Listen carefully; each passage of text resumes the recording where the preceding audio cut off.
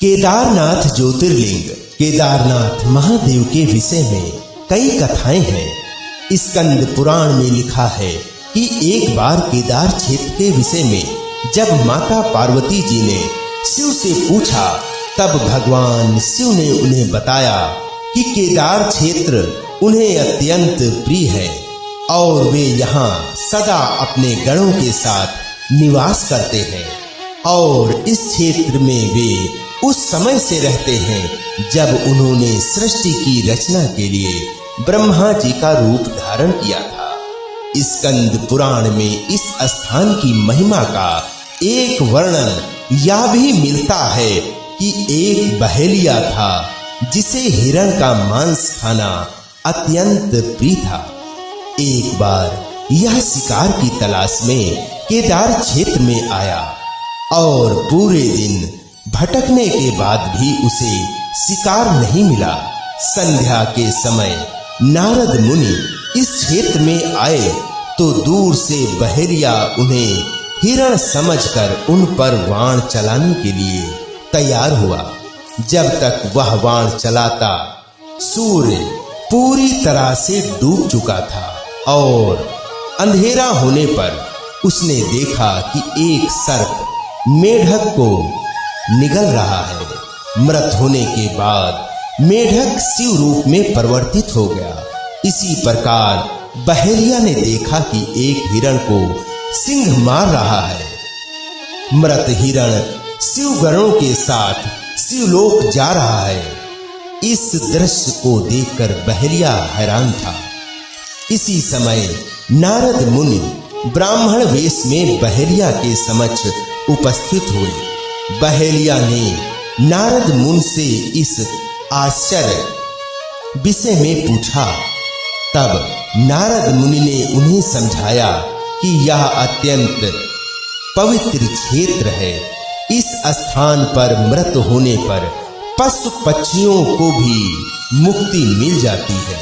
इसके बाद बहेलिया को अपने पाप कर्मों का स्मरण हो आया कि जिस प्रकार उसने पशु पक्षियों की हत्या की है। बहेलिया ने नारद मुनि से अपनी मुक्ति का उपाय पूछा। नारद मुनि ने शिव का ज्ञान प्राप्त करके बहेलिया केदार क्षेत्र में रहकर शिव उपासना में लीन हो गया। मृत्यु पश्चात उसे शिवलोक में स्थान प्राप्त हुआ। केदारनाथ ज्योतिर्लिंग की कथा। केदारनाथ ज्योतिर्लिंग के विषय में शिव पुराण में वर्णित है कि नर और नारायण नाम के दो भाइयों ने भगवान शिव की पार्थिव मूर्ति बनाकर उनकी पूजा एवं ध्यान में लगे रहते। इन दोनों भाइयों की भक्तिपूर्ण तपस्या से प्रसन्न होकर भगवान शिव इनके समक्ष प्रकट हुए। भगवान शिव ने इनसे वरदान मांगने के लिए कहा तो जन कल्याण की भावना से इन्होंने शिव से वरदान मांगा कि वह इस क्षेत्र में जन कल्याण हेतु सदा वर्तमान रहे। इनकी प्रार्थना पर भगवान शंकर ज्योतिर्लिंग के रूप में केदार क्षेत्र में प्रकट हुए। केदारनाथ से जुड़ी पांडवों की कथा शिव पुराण में भी लिखा है कि महाभारत के युद्ध के पश्चात पांडवों को इस बात का प्रायश्चित हो रहा था कि उनके हाथों उनके अपने भाई बंधुओं की हत्या हुई है।